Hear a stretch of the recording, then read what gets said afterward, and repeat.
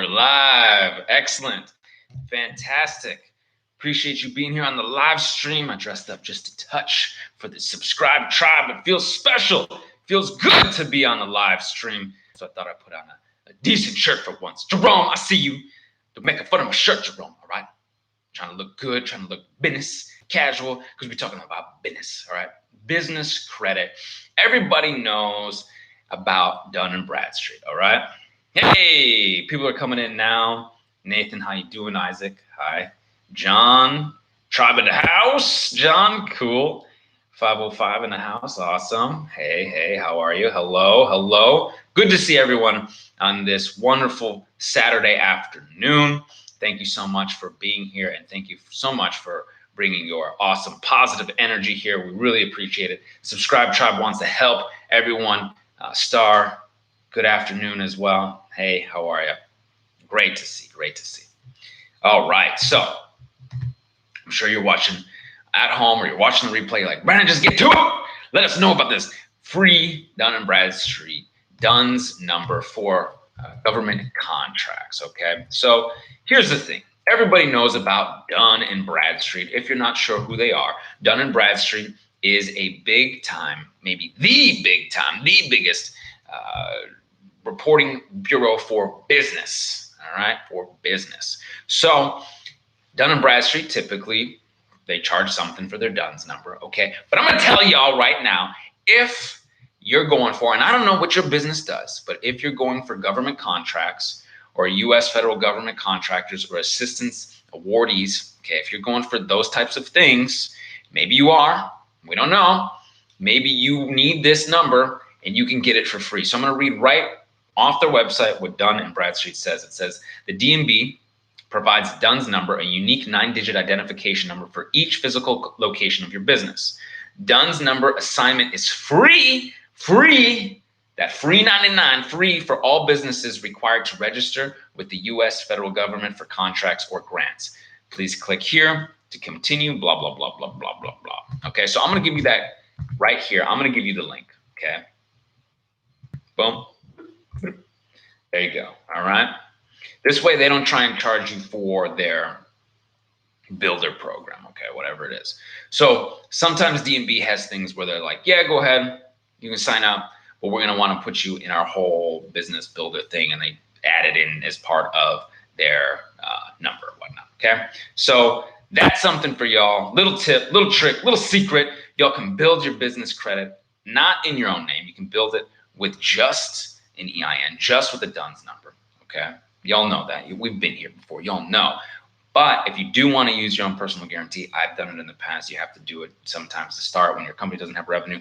That works as well. You can get your credit squared away. All right. And we're asking, I'll let y'all come in and ask any question y'all want. I will answer here as best to my knowledge, my ability to get your credit squared away here. Free tips and tricks, secrets that y'all get as being subscribed tribe members. And if you're watching the replay, please hit that bell for notifications. So when we go live, I think we've been hitting it almost every Saturday recently. So it's been fantastic. All right. It's been phenomenal. Christy, nice shirt. You look fly. Thank you very much, Christy. I appreciate that. I'm on time to Saturday. Good to see. Good to see. All right. What's your email address? Mr. Tim Hickman. Absolutely. Feel free to email me. I'm going to make sure this email's here. And I apologize if the typing is loud because, you know, I can't just, with the chat, it's new every time. So I have to put my email in, new every time. Info. All right. My email is there for you.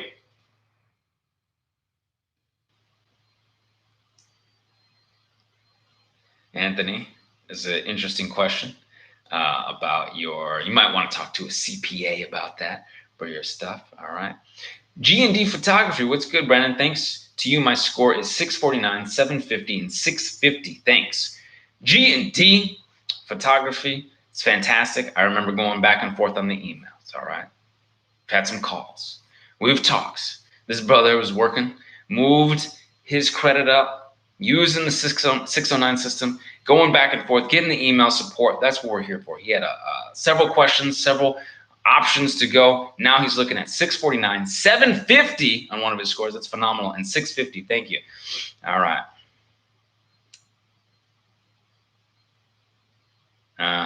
Okay, Chris Sweeting. This has happened to other people, so I'm going to talk about this as well. After the first round of letters, inquiry dispute letters, I received a generic letter sent from the two of the bureaus explaining what inquiries are, etc. Send the first letter again, or is there a better option or whatnot? Okay. They come back with this smoke screen. They'll say something like, well, inquiries are this. If they're factual, they stay on for 2 years, blah, blah, blah, all this nonsense. And yet they don't say, we verified it using this method. We had permissible purpose. These people had permissible purpose on such and such a date. Here's the agreement that you signed or the application for credit. None of that. They just gave you this generic stuff. So you can go directly to the creditor. We have a letter for you as well in there in the Beyond Committed package with the creditor. And you can send it directly to the people that supposedly had permissible purpose and are supposed to have this application on file for you. If the application has been purged, which happens from time to time, right? Usually after 90 days, as we've talked about, then they may not be able to maintain such records for 2 years to keep that on your report. So going directly to the creditor is a great option. And yes, since they smoke screened you, you can send your next inquiry letter to the bureaus. All right. And here, Chris, let me make sure that, because, you know, we move kind of quickly. If you need to reach out to me, make sure everybody has my email. It's very important. I know people come a little bit later on the live streams, or they can't stay on too long or whatever. You know, it's their weekend and getting things squared away. Make sure to email me if you have any questions or concerns, okay?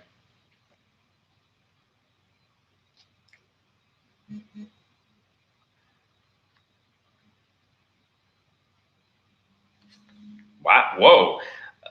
Interesting. So, hey, Brennan, thank you so much for everything you are doing. My brother purchased your package, and we are well on our way to this DIY. Obviously, I made him go first, and his FICO is 750 now. Wow, you guys have the same 750 and who else? G&D has a 750 and one. They'd be liking these 750s. All right. Marlon's up in here too. Marlon Alexander, good to see you. 729 with TransUnion, 648 with Experian. But Equifax at 590, those are playing. They're playing games. Yes, absolutely. Okay, so that's where you got to get tough. And I don't know if you've seen, but I like to tell the subscribe tribe here because you all are on the live. We had an individual who was having a difficult time, and they used the Attorney General in their state. And this video is going to come out soon, but I let the subscribe tribe know right now. Okay, they used the Attorney General in their state. They filed a complaint against the collector not having the correct license to collect in their state. The collector came back and said, and this is wild, they said, sorry, we mixed up your information with someone in Texas where we are licensed to collect. We mixed it up.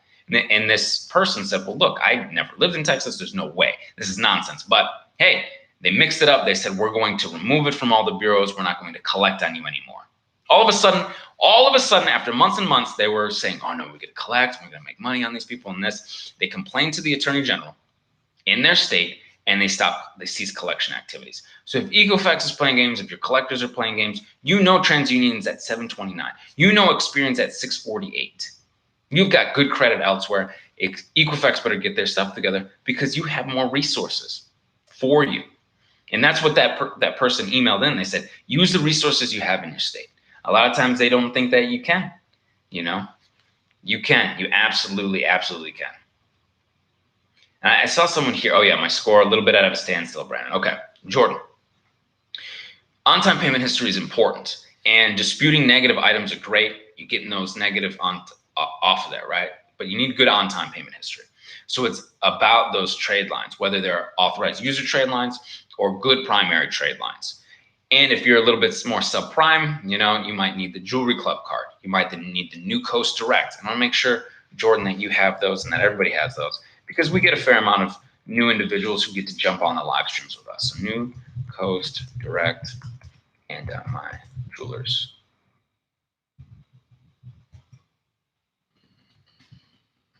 This is interesting because, there we go. Funny. Okay, so potentially those, if they work for you. The other one is self-lender. Self-lender, people have gotten boosts from self-lender as well. Depends on what you need in your situation, Okay, so if you have something very specialized and specific, you're like, well, I've got this BK I need to take care of. Then, okay, great. Let's focus on that and dispute with LexisNexis, and then maybe we add the good on-time payment history. But boosting your score is also about getting the good positive reporting trade lines as well. Okay. Obama. Yeah, I was starting to feel like Obama here. All right.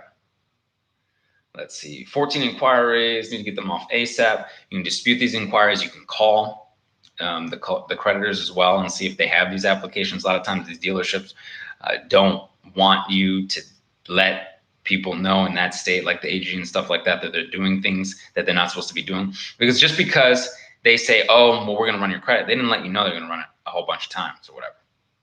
We have to be very specific when we're in a dealership. Very, very specific. Let's see.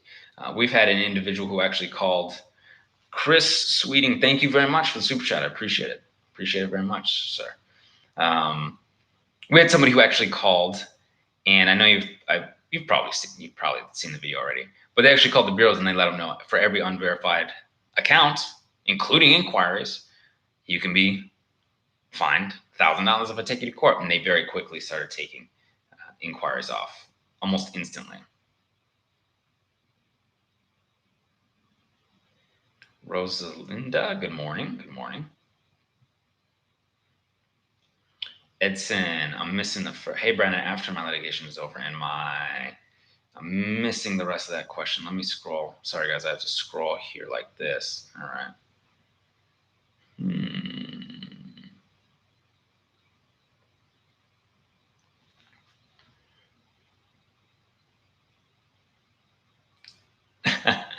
This is interesting, and I think this happened to me one round as well. Sandy180, I think that's the name. Sent my letters to 3 bureaus. Equifax and Experian have acknowledged my disputes, but TransUnion just seems to be mirroring the changes they make with the other bureaus without actually acknowledging the disputes.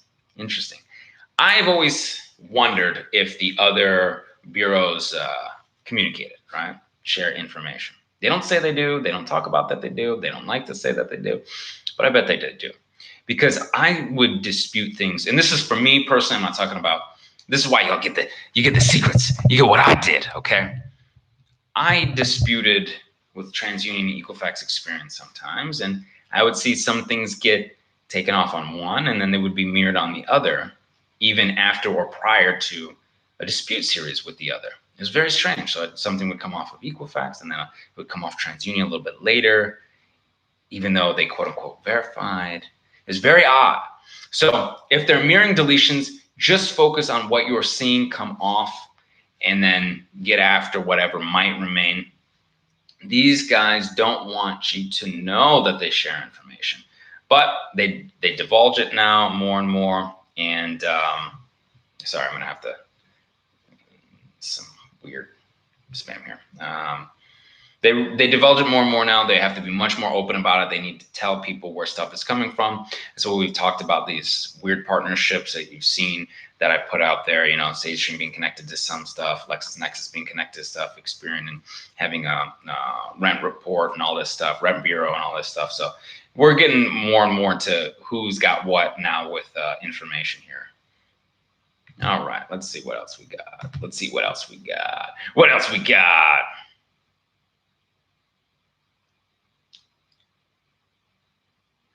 Sheena, great job. Okay, so is there any stuff I could take to remove bankruptcy from Experian? Okay, TransUnion and Equifax removed Sheena Sam's bankruptcy, but Experian keep coming back. Okay, so Equifax, TransUnion, bankruptcy gone. Congratulations, good work with disputing and removing your bankruptcy. Double check the old LexisNexis. They chill in there, and yes, Experian will use the old LexisNexis, all right? They want you to think that it's them, but they have used LexisNexis and anywhere else they possibly can, but it's in LexisNexis to make sure that they're quote unquote getting this information. So that can be something you can use.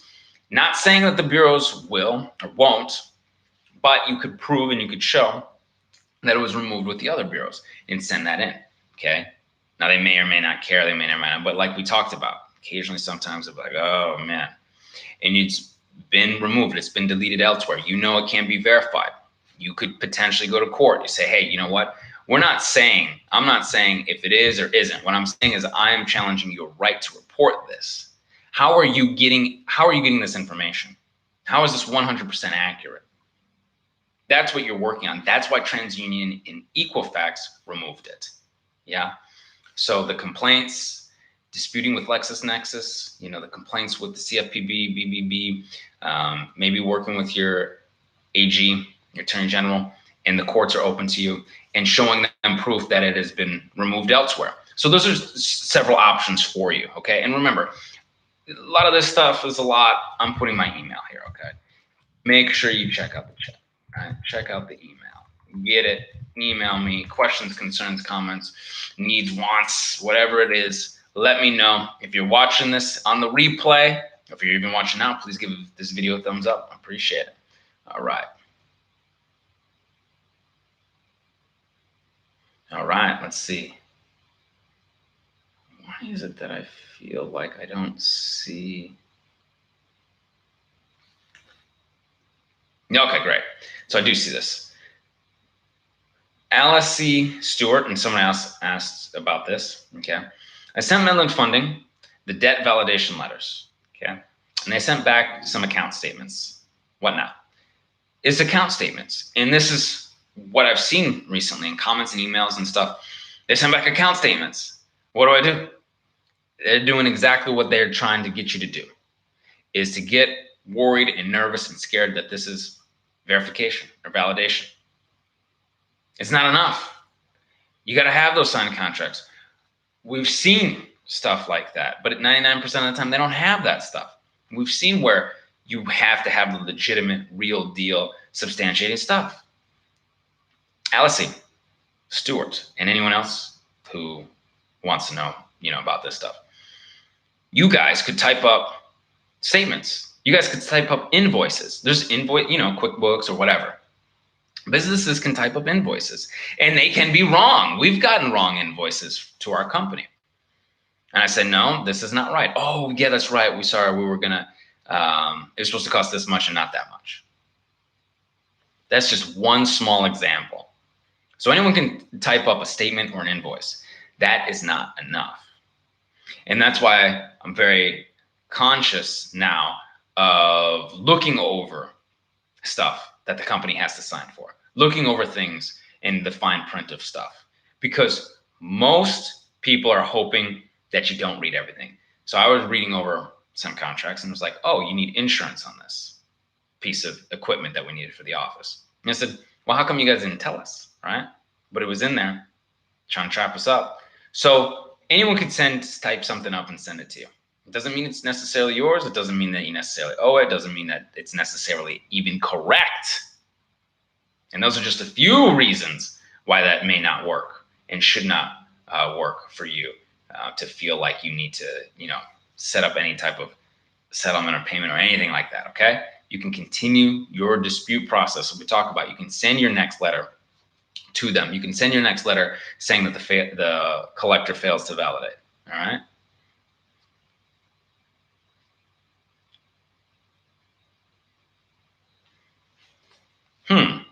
I have late payments on my credit history, but nothing shows late in my actual credit scores.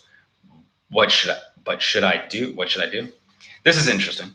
So you have late payments on your report, but you're saying that it's not affecting your score? That's interesting. So I'm not 100% sure if it is or isn't, because I don't know the age of the late payments, but it potentially is true. You could be outside your rebound period. It is the thing, guys. If you have a late payment and it was 30 days and it's been over, 6 months now or a year now, yeah, it may not necessarily be factored into the algorithm. You could always ask for goodwill, and you could always dispute the late payment if you like to have 100% on-time payment history, and it may or may not affect the score very much. But yeah, potentially it's possible. You could have a late payment from 3 or 4 years ago, and it's now you've rebounded, your score is rebounded, right? A late payment might sit on the report on the credit history, and they say, oh, well, it could stay there for 7 years, but it may not be allocated into the credit score past a certain period of time, 6 months, a year, depending on how derogatory it is. If it's a key derogatory over 90, it's going to be longer. It could take a couple of years. But goodwill letters, if you're on time now, goodwill letters, you can always send a late payment dispute letter. We've got those. We've got them in the Beyond Committed package. That's right. We've got the videos to walk you through the series in Beyond Committed package. You can do this on your own. 609creditrepair.com. People are getting some great results here, sharing with the tribe. We can do this for you at theawesomelifegroup.com as well. All right.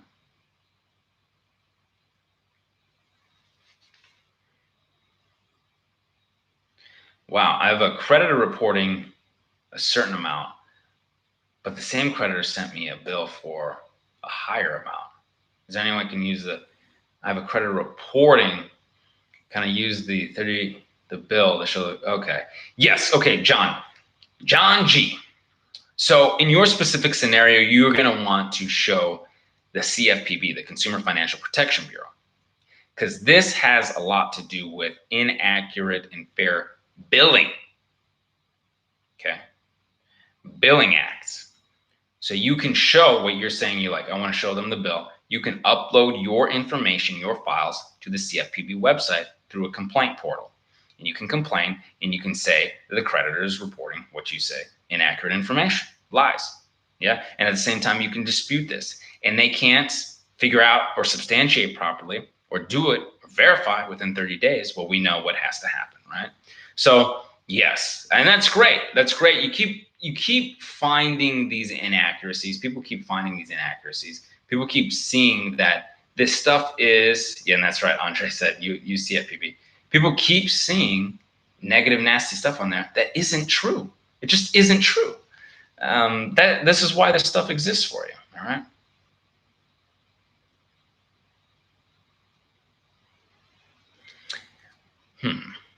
You can pay the original creditor for rental, even though it's been sold. Not sure why you would want to. I think technically they have to either take it back and get rid of the collection for you, and you can do so, or they have to let it go, and they've already written it off and have deemed it charged off and unclaimed. They can't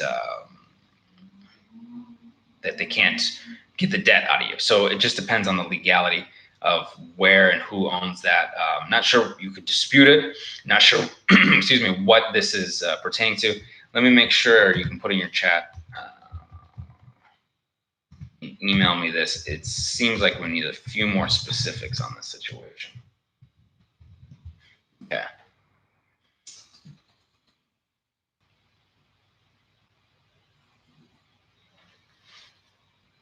I sent my validation letter to the collection agency.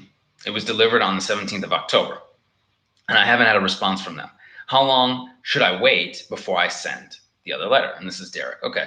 So it was delivered on the 17th, which is great. Today is the 17th. It's been about 30 days. Now, what you could do is you could wait a few more days and see if they respond. Yeah, I know. They're supposed to postmark something to you in 30 days. But that's just the thing. Today, or if they're working today, right? I mean, the mail does run on Saturday, so they could send it. Let's say they send something today. They're still within that 30-day window because they postmarked you a response. So you might give a couple days. Mail might be running a little late too. And then you can send your next letter, which could be a non-response collection validation letter. And this works, the bureaus as well. They had 30 days from when they get the letters to postmark you a response.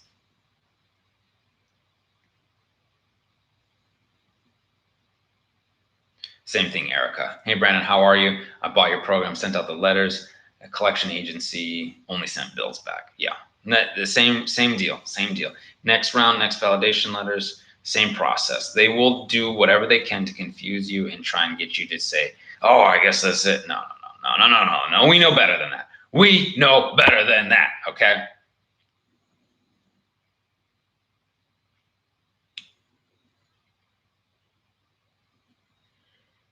All right. Had a great experience removing 18 addresses from Experian to erroneous personal statements.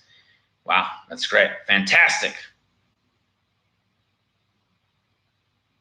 Hey, all right. Do I have to pay to use the CFPB? No, the CFPB is pretty. Oh, I see what you're saying as follow up. Do you have to pay? Look, you don't have to pay a collector, okay? Necessarily, right? We know that. Don't pay them collectors. So I'm just making sure that I understand this properly. You can file your complaint without paying, and also the CFPB doesn't make you pay. It's a free site. Your tax dollars have paid for that. Okay. All right. So let's see.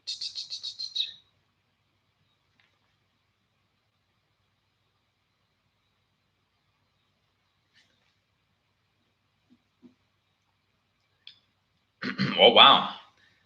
Janine actually sent in supporting documentation for the incorrect information on Experian, but it seems like they're refusing to delete it. It's become frustrating. That's when you take that supporting documentation, your disputes, you upload it to CFPB website, right? Better Business Bureau complaints, and you're potentially courts. Of course, I'm not a lawyer, but you know, it's small claims is you don't really even take a lawyer in small claims. It's very simple. They help you out. I've seen the little columns the kid use. It's very user friendly. Very user friendly. Okay. Again, it's a bill. I mean, Miss Brooks, what if a creditor sends you a bill with your name and husband's name on it from 2015? Can I still dispute? Yeah, you can still dispute. It's a bill. It's again, anyone type up stuff with your name. I could type up what I've got a name right here. I could type it up, right? Send it to you. Probably look you up on in the yellow pages these days, right? I mean, people's names are that isn't enough. It's that you initiated it. You put your name out there. You signed for it. Anyone could have potentially utilized your information, right? Said, oh yeah, this person, whatever, yeah, at this address. That's why they need to be able to substantiate. Is that your signature? No, that's not my signature. You would be surprised. People actually emailing in, okay, and I was flabbergasted when I saw this. Like, wow, how is this possible? People are emailing in saying, this is not my signature. I don't know whose signature this is. I don't know how they did this. Because they realize that's what they need, and somewhere along the line, they're magically getting these signature. It's not. Some of the times, these are not actually really their signatures with putting it lightly. Okay, I'm not trying to accuse people out there of doing things, but what people are emailing in is people like, oh, this is not even real. And this is again, this is a very small amount. Most people are getting bills or whatever, but sometimes, occasionally, 1%, something will come back and be like, that's not even me. That's somebody else. That's a mistaken identity or whatever it is. It happens. It happens often. People are very surprised when they find out they have some of these inaccurate information on their report.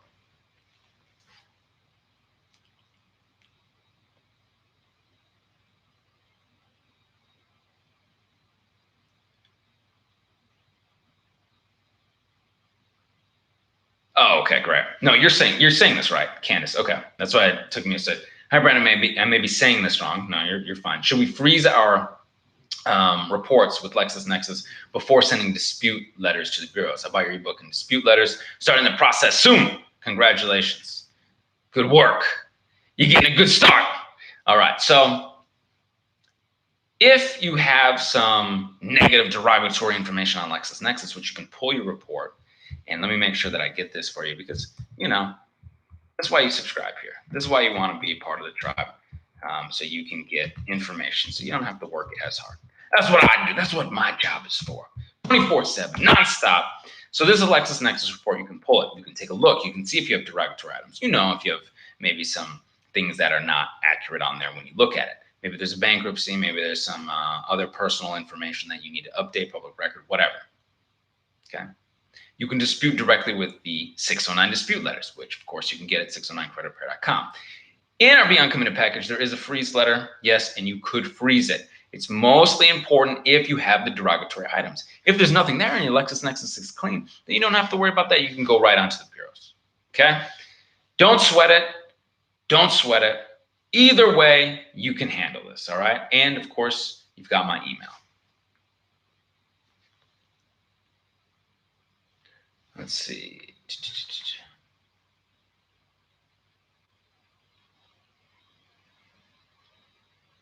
Yes, check systems.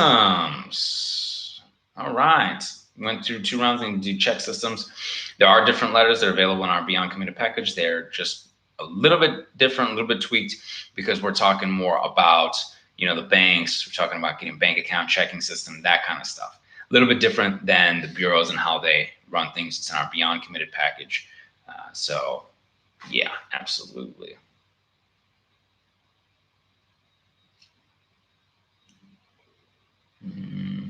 I missed the. You didn't miss the whole live. You came in. All right. You're still doing all right. Still doing all right. Thank you for joining us. Dispute forms. Do I send to student loans? Joshua Green. Okay. Which dispute forms do I send for student loans? This is great. So student loans, you can dispute them with the bureaus as well. You can dispute with your 609 letters. Some people have had great success with doing this. Okay. Personally, for myself, I had my negatives updated to positive. My partner as well. And some people have had them removed as well. Okay. It's great. I got an IG message a couple of weeks ago. Some individual had a bunch removed. It was great. Okay. So you can dispute them. The other thing to push on them is sending the letter to exercise your equity, to ask, to see, to potentially find out who has the note, promissory note. Okay. Those are all options to you. You can dispute these negative, nasty, unverified accounts. It's the same thing. They have to be able to substantiate it. You can do this. It is possible. We have all the letters and the kits for you. 609creditrepair.com. We can do the work for you at theawesomelifegroup.com. We've seen success with this. Your success may be a bit different, but we have seen success with this.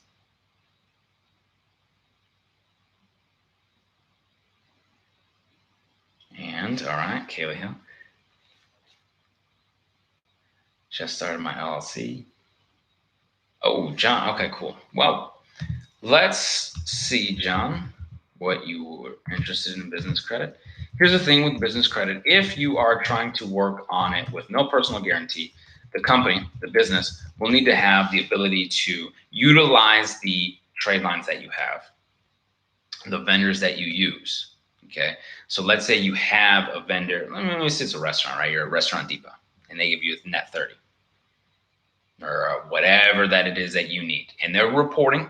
Good. It's all good. And it's on the EIN. A lot of times those big time companies don't want you to not be a true business because they're giving good discounts to businesses, right? Or you've got the Granger, you got the Quill, you got the Pitney Bowes, the Uline, the Alpha Printing, the whatever it is. Chances are you need to use them monthly, about 25 bucks a month or 50 bucks a month.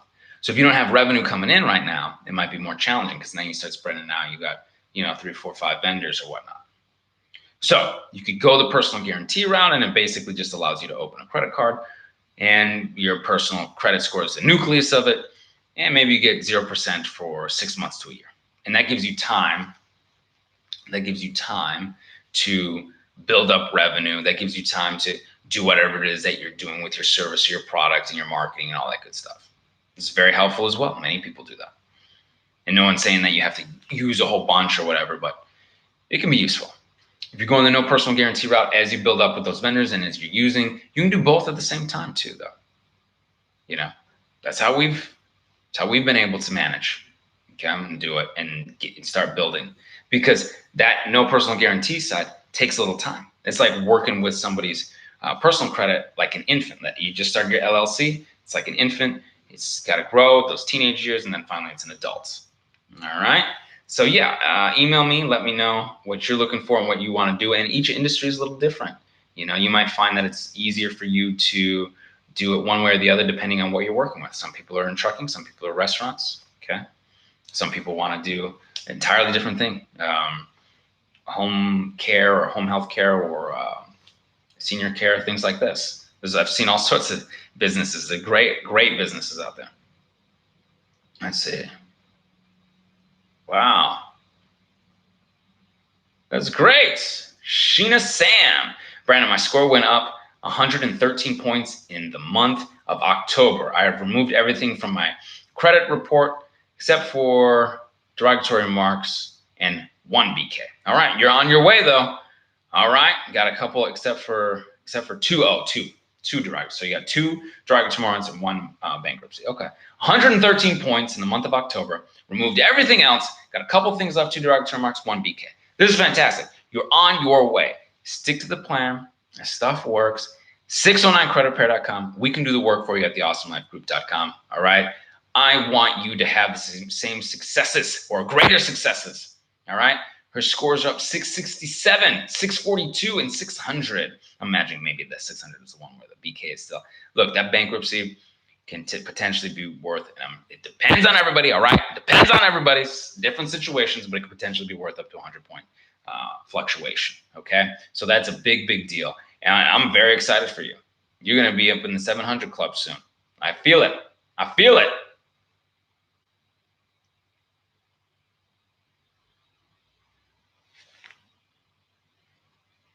Let's see. Let's make sure I get more.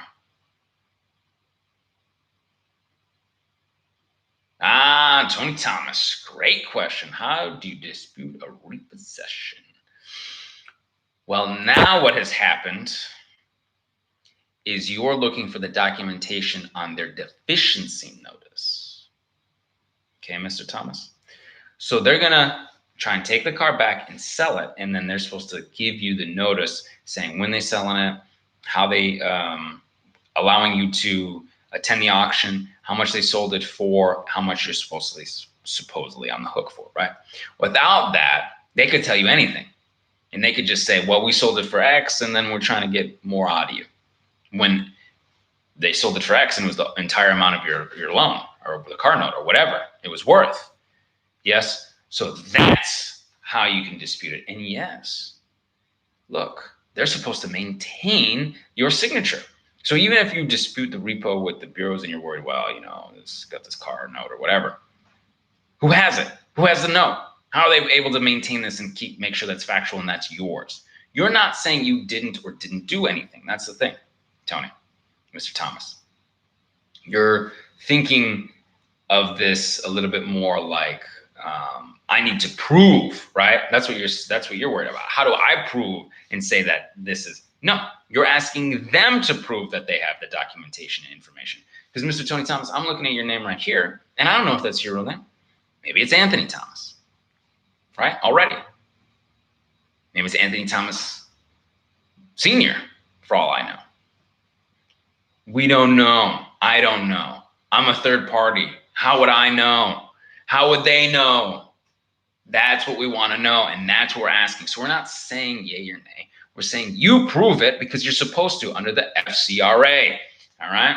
So that's what you can do. You can do this. People have had repossessions deleted. People have had repos removed. People have had repos removed actually after complaining with the CFPB. People have had evictions removed. They have had all sorts of negative, nasty items removed. 609creditrepair.com. We can do this work for you at theawesomelifegroup.com. All right? We'll do a couple more questions, and then we're going to have a good weekend. We're going to enjoy. We're going to have a nice time. The holidays are coming up, ladies and gentlemen.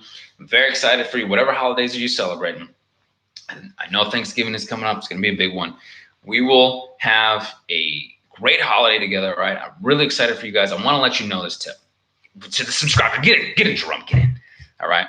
Even for this video is going to come out. But even before the video comes out, and I'm sure you probably heard, the holidays are a good time to run your disputes and send your dispute letters and get them out. Not only are the bureaus having to deal with all these new credit applications, all these new trade lines popping up, all this information overload that they have to still process within 30 days, but it's a good time for you to feel good about the process and getting cleaned up for the new year. You know what I mean? Year's ending up.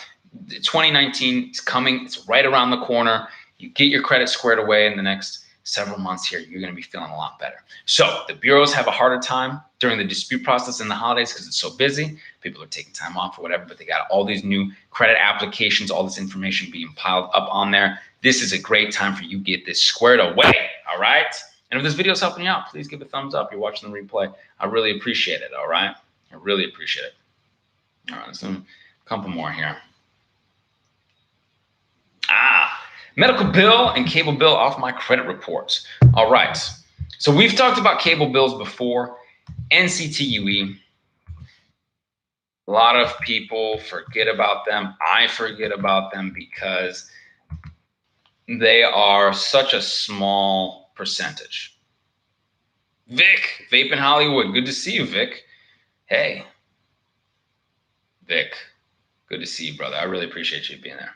Sorry to hold up the live stream, but I'll get back to it. So here we go. Mr. White. Okay. NTCUE is a small bureau that holds a lot of this national consumer telecoms and utilities exchange. And they exchange information. It says right on there that they have to exchange information to be able to be a part of this exchange. Take a look, see your report, dispute those inaccuracies. Don't let the big bureaus use these little bureaus to quote unquote verify. You can send your validation letters, okay? And you can dispute directly with the bureau, NCTUE, with your 609 letters. A lot of people don't know that there's other bureaus out there specifically for cable bills. Medical bill. You want to be able to send your validation letters, see what medical information they have, and yes, if they have it, without a HIPAA release form, that can be a HIPAA violation, at which time you can file your complaints with the OCR, the Office of Civil Rights, the Office of Civil Rights, hhs.gov.com/OCR. OCR.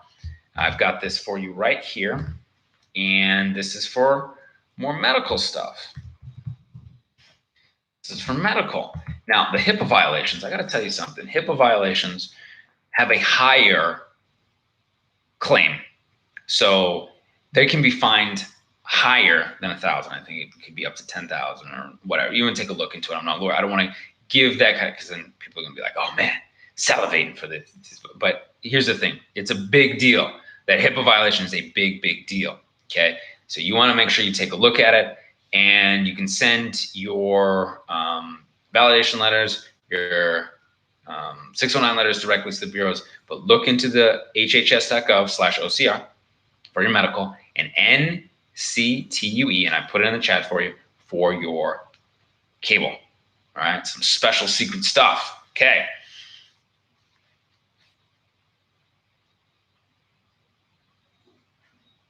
Something new 13. Hello, Brandon. Just want to say hi. You're the man. You have helped me out a lot. So glad I found you. Thanks. Thank you. I appreciate it. There it is. There it is. I think someone said Christy. Yeah, per HIPAA violation, but I may be mistaken. Yeah, it's a big amount, Christy. You could, some of the top chats. Here's the thing. The subscribe tribe here can see it in the chat.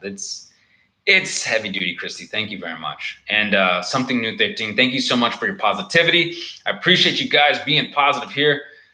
Thanks, B. Have a happy Thanksgiving to you and your crew. Everyone here, have a happy Thanksgiving. Enjoy. I want to let you something know, and my business partners are very smart people. And they help me even at times worrying about the future, worrying about how we're going to help these people, how we're going to take care of our team members, and the people a part of the organization. How are we going to do this? How are we going to do that, right? These worries are in the future. And if you're worrying about your credit right now, and I know maybe it's affecting you in the now, just remember, you've got a lot going for you right now. You're watching this video, you're on the live stream, you're getting things squared away, you've got the family, you've got things, beautiful, wonderful things in your life, and that Thanksgiving is coming up. So enjoy, have a great time, enjoy every day. Every day can be and feel like a holiday. It's up to us to do it. And I need to work on it too. Okay, I need to work on it too. But if we continue to stay here together, if we have this awesome tribe, a community of people that are working to positively impact their lives and other people's lives in the world, I think we're all going to be a lot better. And I'm going to be feeling phenomenal. You're going to be feeling phenomenal. And we'll just keep going up and up and up in this awesome, synergetic, awesome credit repair family. So thank you so much. We'll do maybe one more question, and I'll let you go enjoy. And then y'all enjoy your Thanksgiving next week. Thank you, people putting up drinks and turkeys. Happy Thanksgiving. I appreciate it.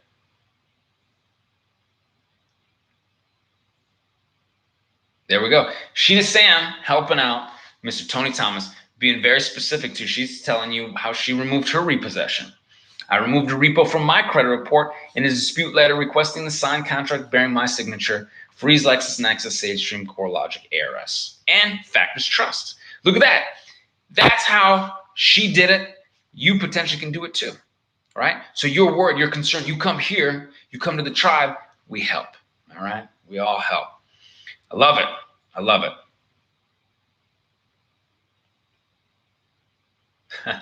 Came back, no data. I disputed late payments and validation, and the credit report came back with no data. Is that acceptable update? And can I get a better one? Yes, of course. No data is not going to cut it. Okay. And if they don't have the data, just like they said, no data, it must be removed. It must be deleted. If they can't verify it 100%. But that's good. Keep that, because you might be able to file a complaint and say, hey, they have no information. All right. No information. Tony Thomas. I'm new on this and I'm really trying to fix my credit. Yeah. How do you freeze it? Okay. Yes. So you're going to want to, all right, Mr. Thomas, you're going to want to get the freeze. Just freeze all those things they sent letters. That's right. Joshua Green. Freeze them. So here's the thing, Mr. Thomas. You can go to, and here's the thing. I'm not going to, I love it. It's, more senior subscribe tribe members are helping out individuals who are just starting out. Because, I know it's a lot. I go pretty quickly here. I'm not necessarily looking at your report right now, Mr. Thomas, and saying, hey, this is what you need to do. But you got my email, and we can go back and forth on the emails. Okay. I love it. I love being able to positively impact you. No, Mr. Thomas, not at all. That's what you're here for. You're here for education. You're here to get help. You're here for everyone to support one another. That's what we're here for, right? And everyone has the ability to reach out to me and whomever, okay? Yes, exactly. You go online to all the sites, and they will show you how you can freeze. We also have SageStream, CoreLogic, ARS, LexisNexis freeze letters. They're available in our Beyond Committed package. It's pretty amazing. 609creditrepair.com. It's pretty amazing what we have put together. I get emails a lot of times. People say this is great value. This is fantastic. This is so much. Thank you so much. So I appreciate you guys. 609creditrepair.com. We can do this work for you, Tony, as well, or anyone. At theawesomelifegroup.com, we freeze up a lot of this stuff. We knock a lot of this stuff out. People are getting some amazing results. Vic here, ALG Squad, I appreciate you. Vape in Hollywood. So, yes, you can do this. If this video is helping you out, give a thumbs up. If you're watching the replay, if you made it this far, or you're enjoying what you're seeing, or you want to be a part of it, hit the subscribe button. Hit the subscribe button now if you're watching now. Hit that bell for notifications, okay? It's going to be a fantastic, fantastic holiday season for you guys, all right? Let's see what we got here.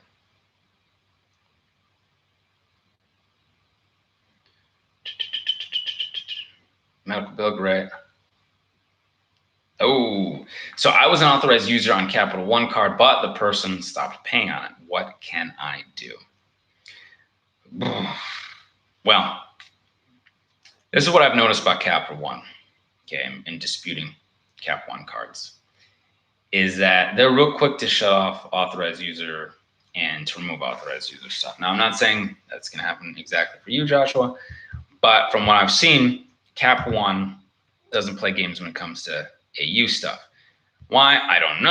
I have no idea what they think about in their decision-making process, but we have a special letter, and this is for authorized user removal. And it's very specific, and this could help you out, all right? So as this pops up here on my computer, and I'll read to you what FCRA we're using. According to Section 603 of the FCRA, only information on credit issued to a consumer is allowed, okay? If you're an authorized user, you do not fall under these categories. You're not responsible for the debt and did not receive credit, okay? So as long as you're not the person giving out the authorized usership, you could potentially have them utilize this letter and remove it. And it goes on quoting parts in Fair Credit Reporting Act 603, you need to have a firm offer of credit. Or insurance, sometimes insurance, they'll look into insurance, employment potentially too, okay? Verification, the consumer furnishing any information of your signature. This is the problem, and it goes on and on and on. This is the problem.